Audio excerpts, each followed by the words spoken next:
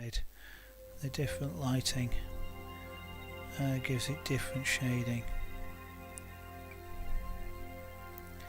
and you're trying to represent that level of shading in the darkness of the burn here.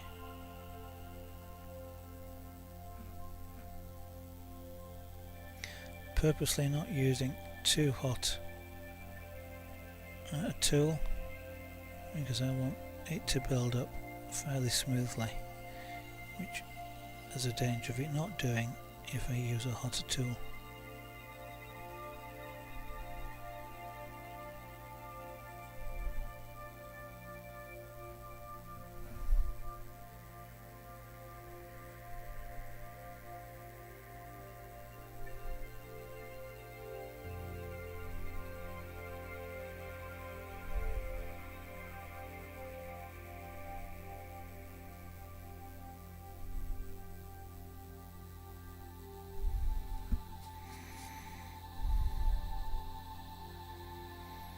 Because I might get impatient and turn it up and then possibly ruin it, but hopefully not.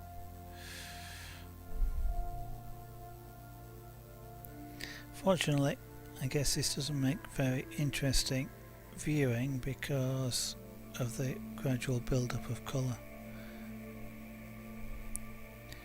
But what you quite often will see, if you look on YouTube, you can see a lot of pyrography is done using time-lapse techniques and speeded up filming precisely for that particular reason,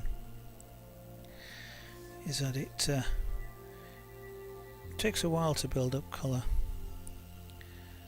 and if you speed it up, of course, it looks to come very quickly and be quite easy to just get to the colour that you want. But of course the time-lapse means that that small patch that looked to take about 2 seconds probably took about 5 minutes in real time.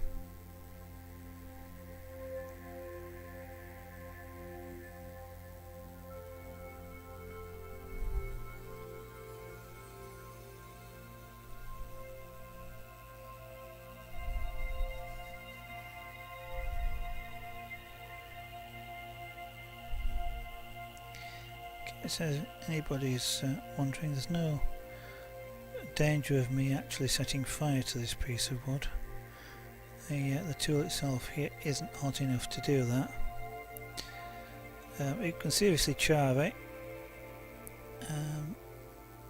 It is hot enough on some other materials to set fire to them, even at this level.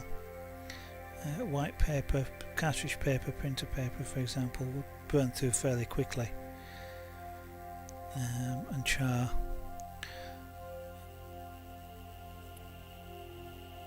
And of course plastic would melt.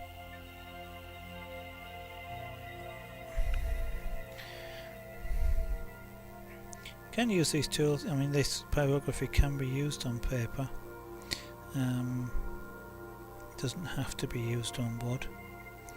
It is after all just literally drawing with fire. That's almost a literal translation of it. Pyro being fire or heat, and the graphy the drawing basically. You can, as I say, do it on paper, on cloth. With paper, it probably wants to be something like watercolour paper, or what I often practice on with paper is very thick, heavyweight lining wallpaper. It's very thick. It's almost a card, and you need that thickness. Otherwise, what happens is there isn't enough material to actually heat before it actually chars all the way through. And there is a slight difference between doing paper and doing wood, because wood, what you actually really are mainly doing is cooking sap. Now in paper there isn't a lot of that, you are actually charring the paper. It actually looks fairly similar, but slightly different reasons for producing the colour. And I'm guessing, although I've never tried it, you could do this on any sort of animal fibre as well, like leather, of course, can be used to quite good effect. I was actually thinking of cloth earlier rather than leather, but this sort of pyrography has been used a lot in the past on ivory. There it gets called scrimshaw, and it can be used on bone as well, although it is quite a lot more difficult to do on bone, surprisingly, because bone is quite sticky when you heat it up, which makes trying to do anything smooth quite difficult. It's not something I've actually tried myself, but there are some very interesting videos on YouTube of people experimenting with bone.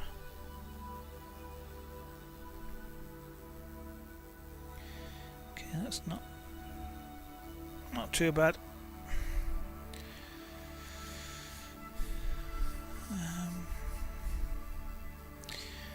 I'm going to try and do here now is put this dark edge in here, just the way the light hits the edge, which is a relatively sharp edge.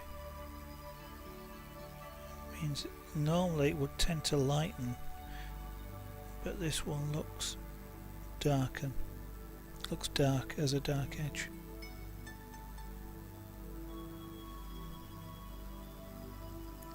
Now the main dark edge around the locomotive, I'm not actually intending to outline it like cartoon image or anything like that. What my intention is to darken the background around the locomotive from that particular edge, so that edge that you see around the outside here is actually the background rather than the edge of the locomotive.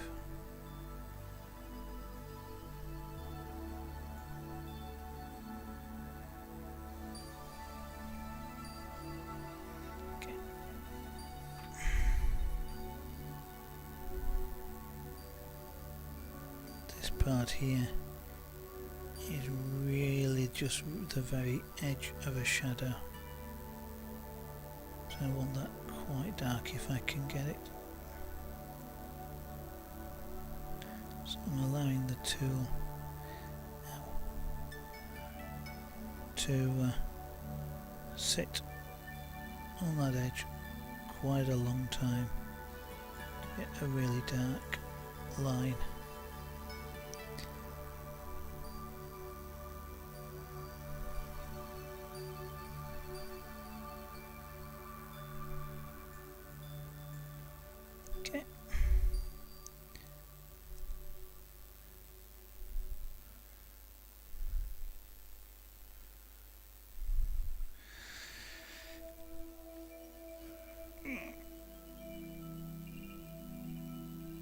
Okay. As I mentioned, there's a couple of areas I'm not looking forward to doing. The whole of this underneath area, which is really dark but has quite a lot of detail in it. I'm probably not going to do a lot of the detail, but trying to get detail in fairly dark areas is difficult. The other area I'm not looking forward to is the windows. They're not an easy thing to do. And keep them looking like windows.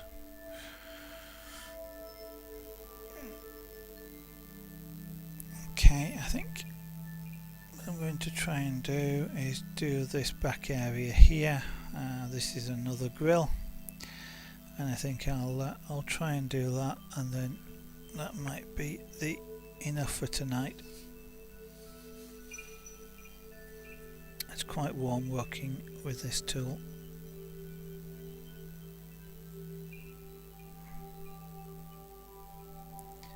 What I've got, luckily, is a fine dark edge, which is a shadow, edge on both sides of it, which allows me to outline it.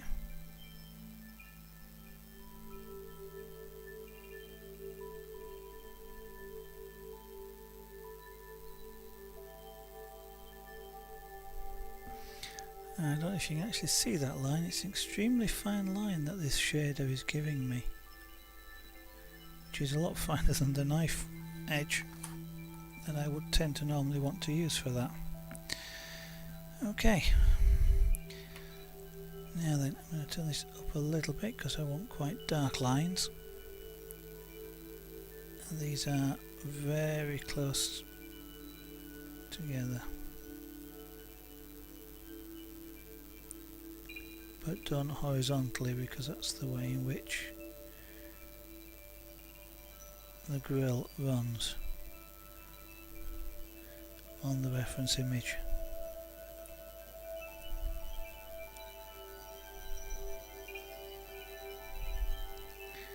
And if I do it the opposite direction, it won't look correct.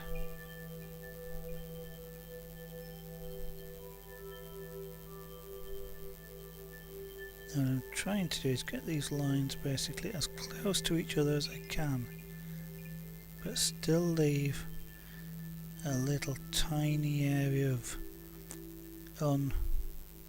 uncoloured wood between them, and that gives the same effect as light reflecting off louver style grills, which is what these actually appear to be from the reference image. I'm lucky and I get these close enough together, it will actually look dark enough to leave as it is without putting any additional colour in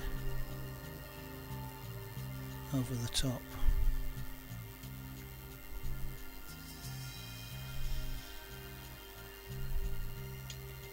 Now I am getting some areas which appear to be slightly darker as the lines are touch each other, or I just colour them a little bit more than others, but there appears to be almost that sort of effect in the reference as well, so probably something to do with reflections, which actually in this case is working in my favour.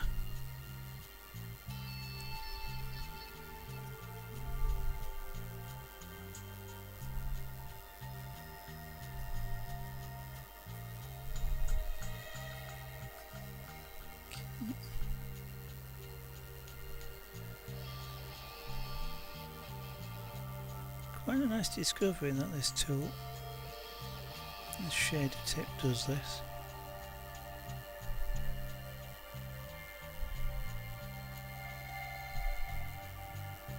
Now this shader tip I'm using is a replaceable tip,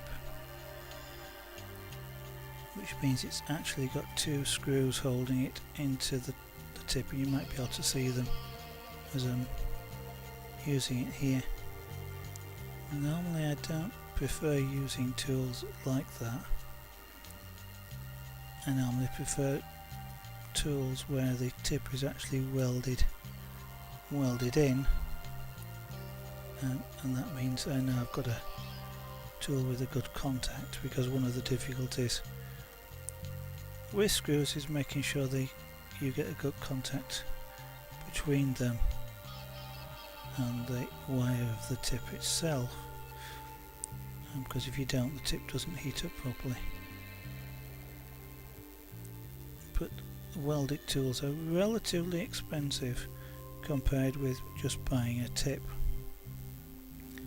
and as I didn't know what the tip would do for me, whether it would meet expectations, as they say these days, it's a good way actually of just trying it out. What I probably will do at some point in the near future is buy a welded version of this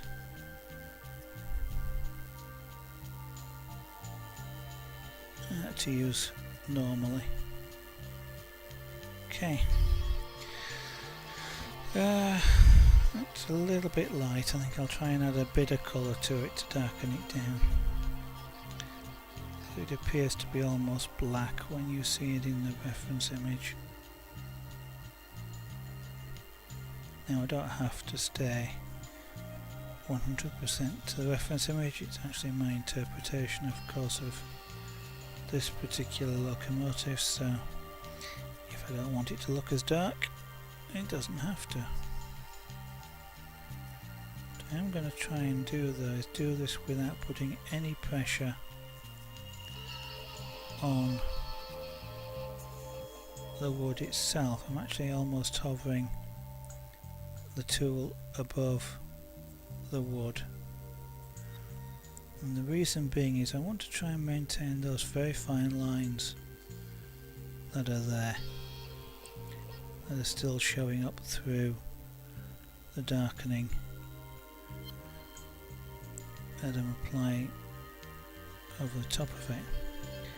And if you're familiar with drawing packages like Paint or Photoshop, then it's a bit like putting a darkening layer over the top of a drawing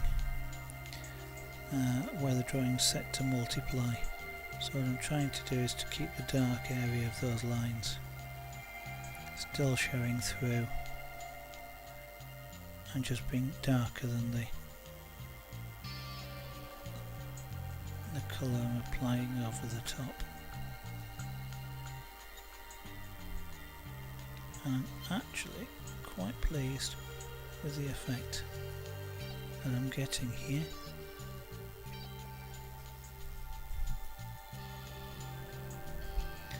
Fortunately, it probably doesn't show up in the video too well, but in real life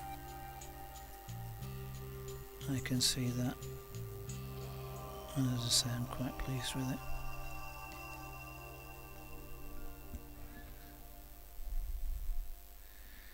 Okay,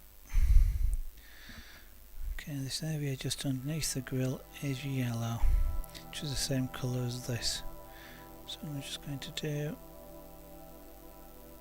let's just see if I can bring that colour through underneath.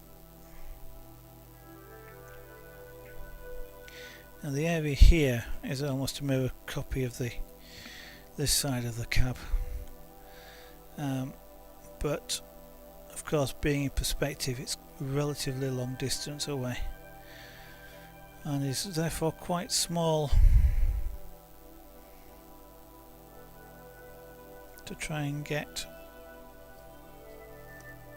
any sort of detail. So I'm just going to do, I think for the moment, is just darken. It's a good job this is going red.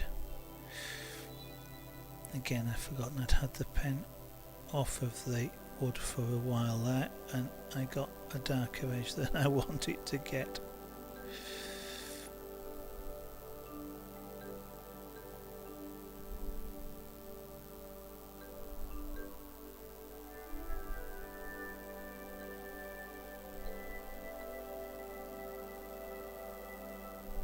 Okay, the very front would actually be yellow, but for my purposes it's going red. It's almost impossible to see it in the reference image as well, so I'm not too bothered.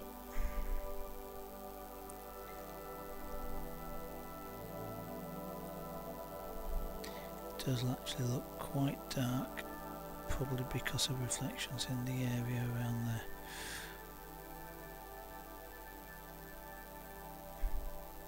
Okay, I'm just trying to smooth out some of the colouring.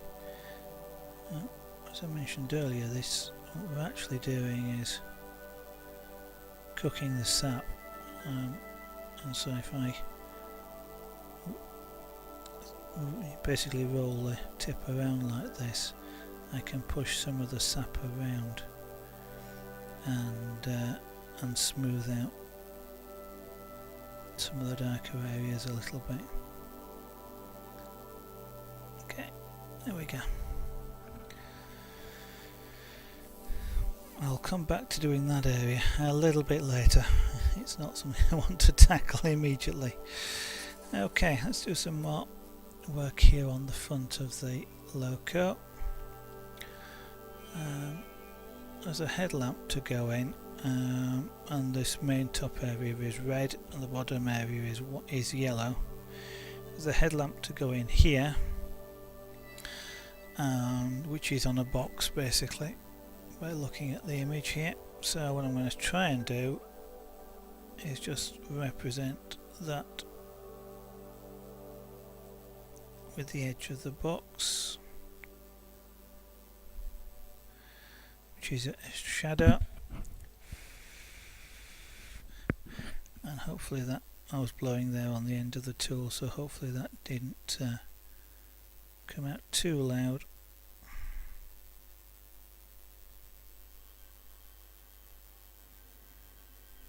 The reason for blowing on the tool is that when it's not on the wood it actually heats up, and I'm going to turn the heat down, and when you put it on the wood, if you're not careful, it burns more to a darker colour than what you actually want it to be. And if you blow on the tip first before you put it down, it actually cools it off and you don't get that sudden dark spot like you weren't expecting.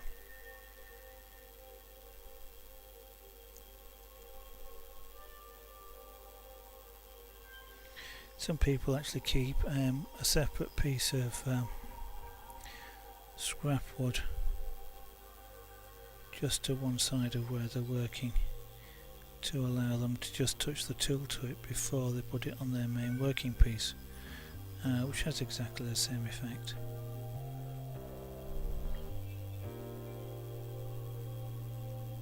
And what I'm doing here is putting in the shadow underneath this box. It's a bit large, but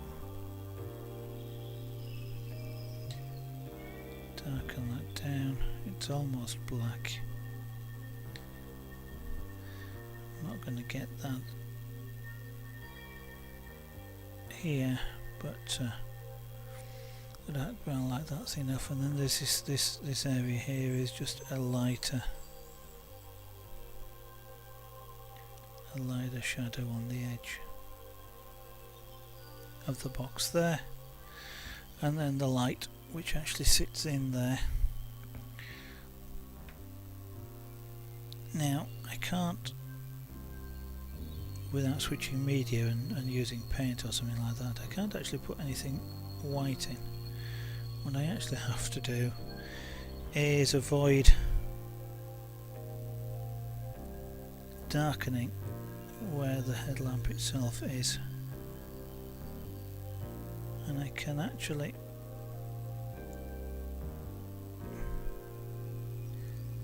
in this particular case outline the headlamp because it's got a black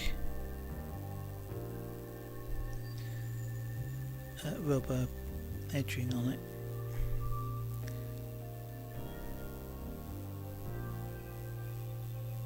So if I very carefully just put that edging in, then effectively you let imagination take over, and I haven't got a very good shape, but it'll do. Take over, and you see that as what I intend it to be.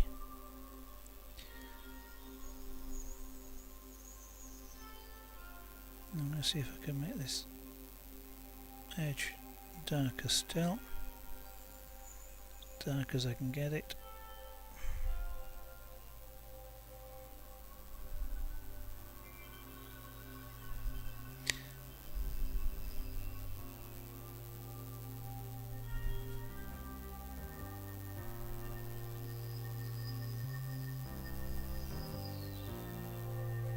Okay, and then we around it.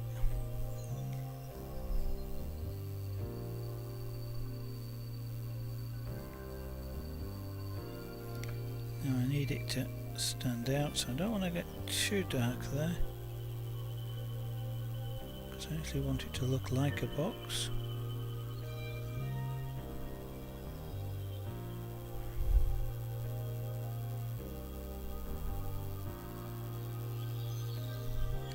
Okay, and then we can start to colour in the rest.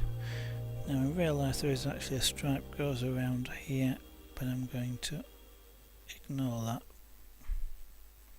Partly because it goes along the roof and I've already forgotten it on there, so I don't want to make it look odd by including it on the front of the locomotive.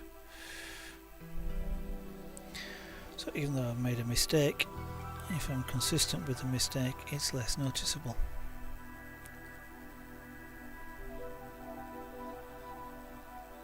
Okay. Turn the heat up a little bit again.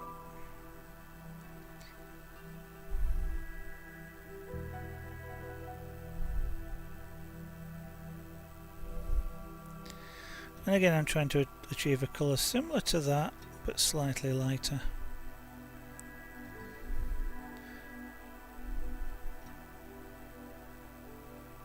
Because the angle that this part of the head is at, it's pointing more towards the sky, which is where the light's coming from.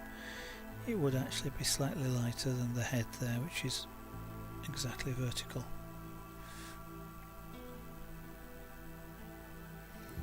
But this is red and the lower part's yellow, so I do want a fairly darkish shade here so that I can go lighter below it.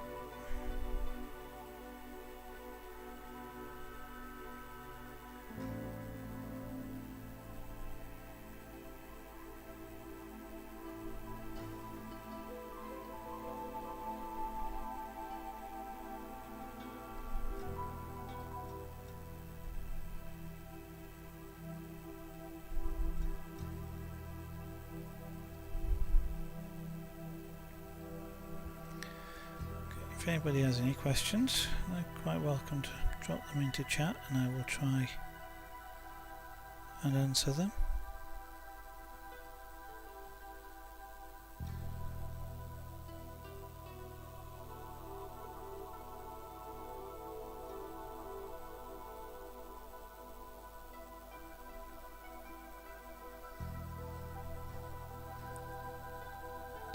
Careful around this headlamp here. I don't want to go accidentally and go over the top of the headlamp itself. I want that to stay at the natural wood colour, which you will have to, when this is done, you will actually see it almost as being white. Very much if you look at the these two handles here. At least this one has a tendency to look white when you look at it. It's an optical illusion to some extent, it's the way your eyes see colour, but it can be an interesting and useful quirk to use.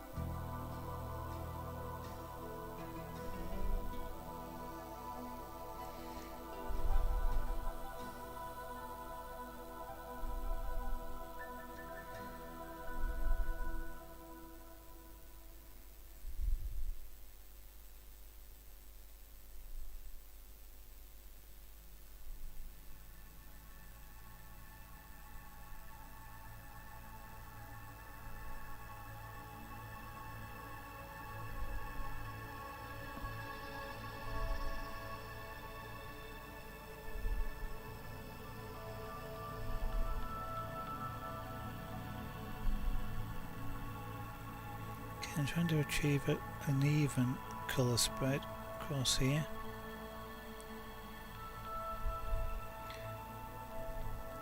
It's a very smooth surface in real life, and the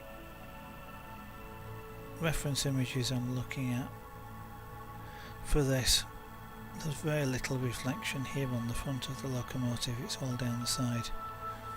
So the reflections result in when you're looking at the colours on the side, they seem to vary in colour as you get reflections of backgrounds like trees and things like that, which are darker, and actually give you what looks like darker spots in the paint, and the light from the sky, which of course makes it look lighter. But there just seems to be on the front here no reflection, so it's a very, very smooth colour.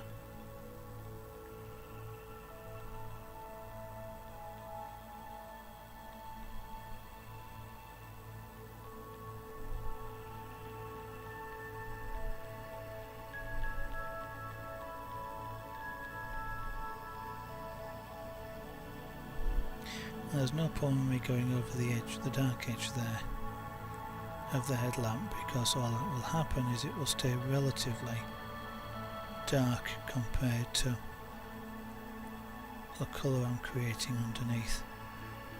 Now that only goes so far, because once you hit a certain dark point it actually won't get any darker, but in general it means I don't have to be very accurate up to the edge.